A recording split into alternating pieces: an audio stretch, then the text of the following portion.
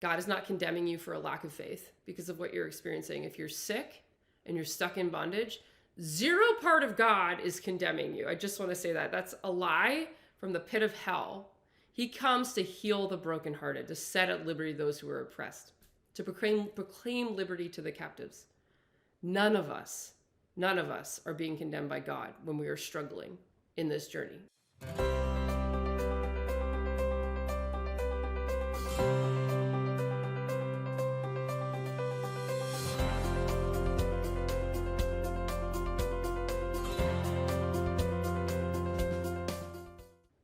Hey friends, my name is Bria Katrin. For those of you who don't know me, I'm a coach in self-directed neuroplasticity. I love Jesus Christ.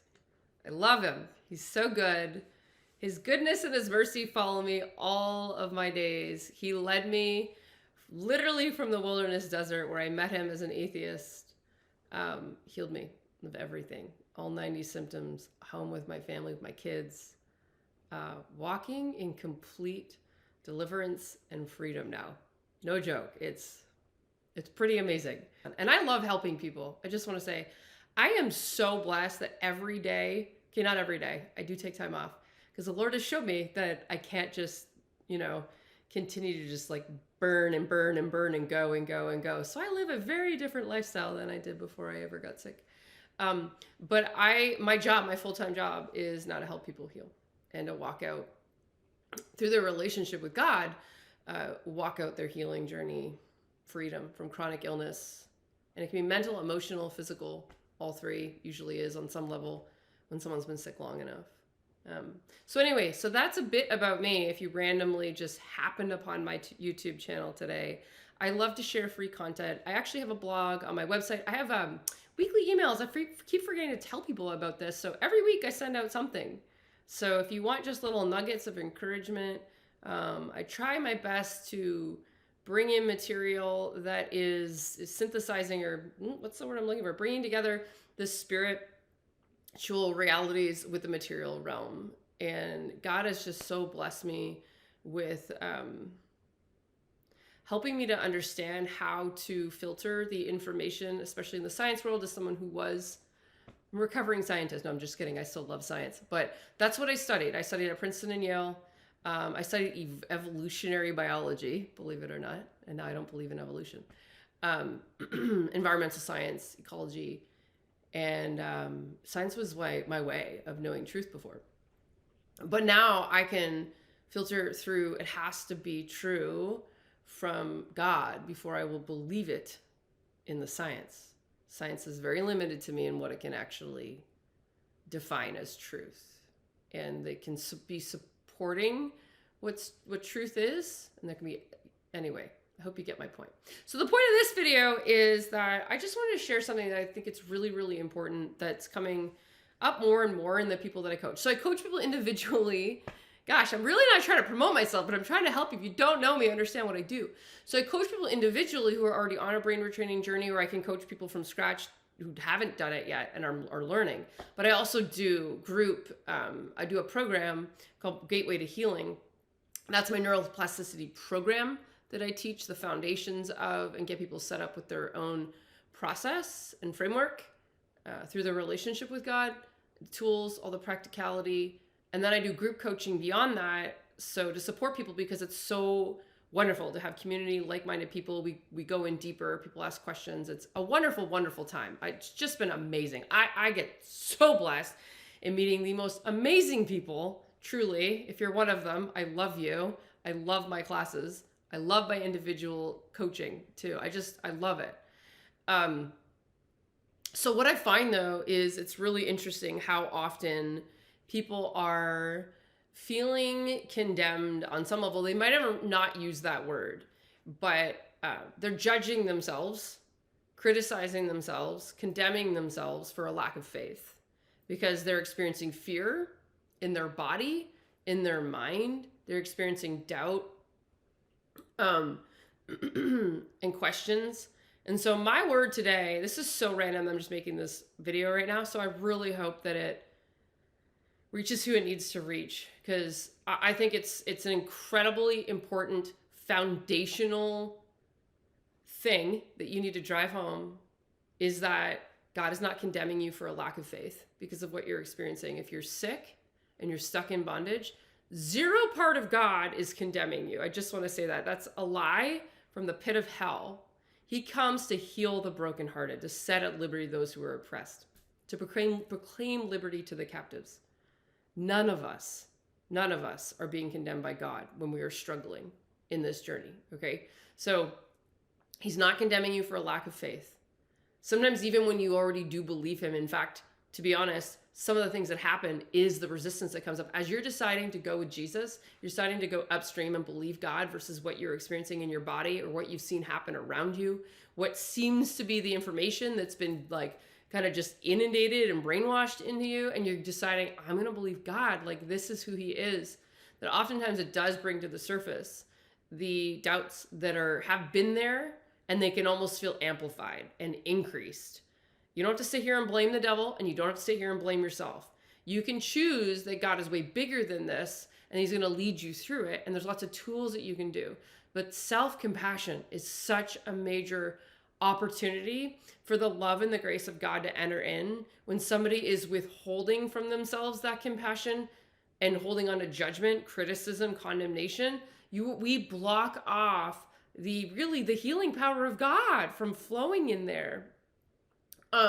So I'm not saying you need to be perfect in this, but I'm just asking that if this is you, slow down, start to love yourself, start to realize that anybody else, this is what I said to myself, anyone else in your shoes right now, Bria, would be doing the exact same thing. When I felt like a failure, when I felt like I wanted something, to do something, to be a certain way, to act a certain way, to think a certain way, to believe a certain way, and I just seemed to be failing over and over and over again. And I just had to remind myself, girl, you've been through hell. And this is not to victimize people, but there's a point of validation that doesn't need to be victimization.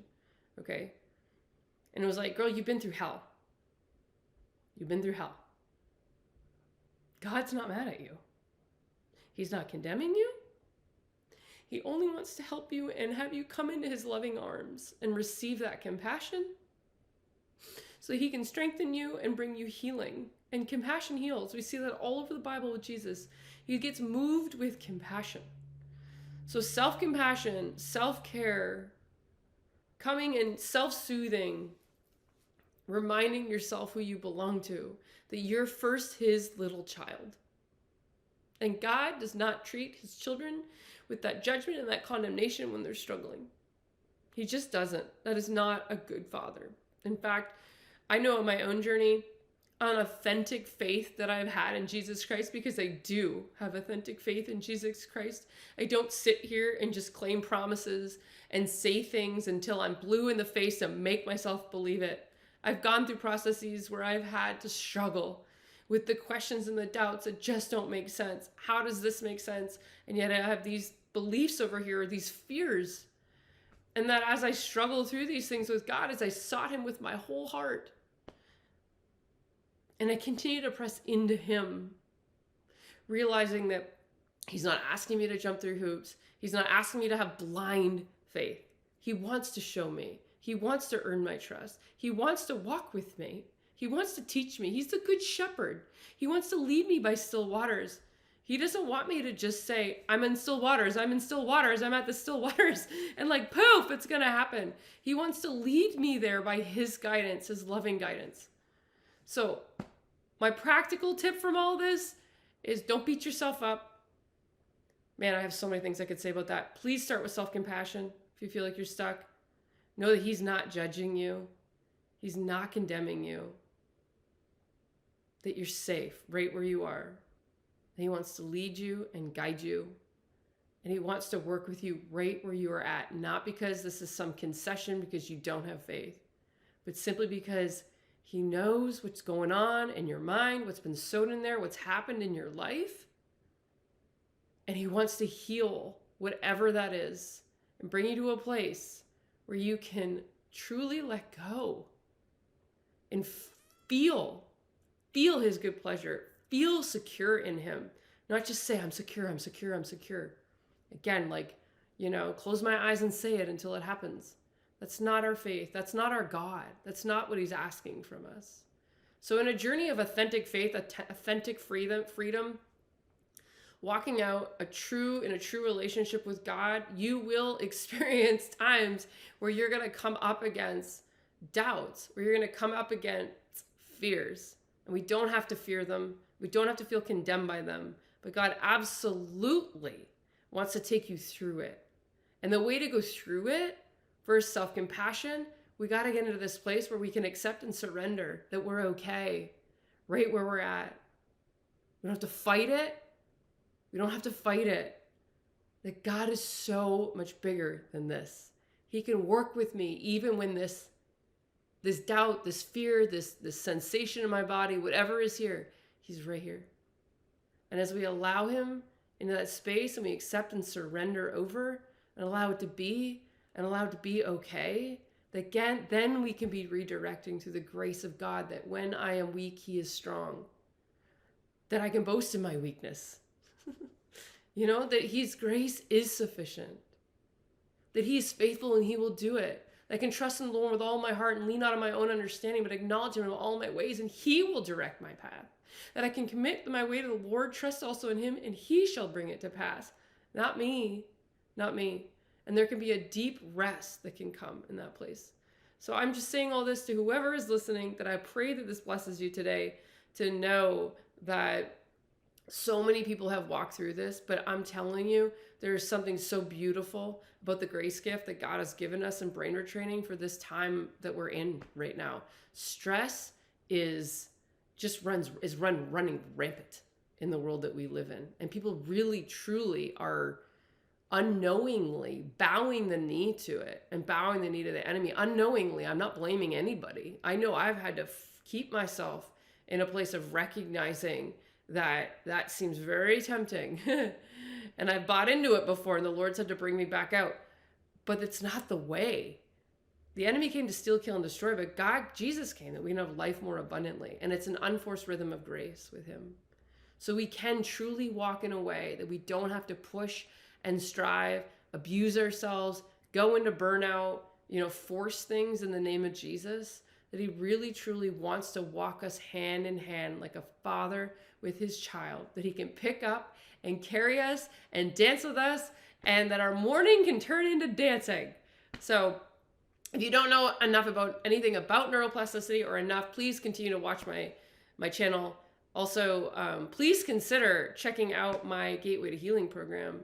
Please reach out to us if you want to know more about neuroplasticity, so that we can help you understand what it is that God can do in your life through a structured brain retraining practice, surrendered to the Holy Spirit, your relationship with him, you truly can walk in freedom from chronic illness.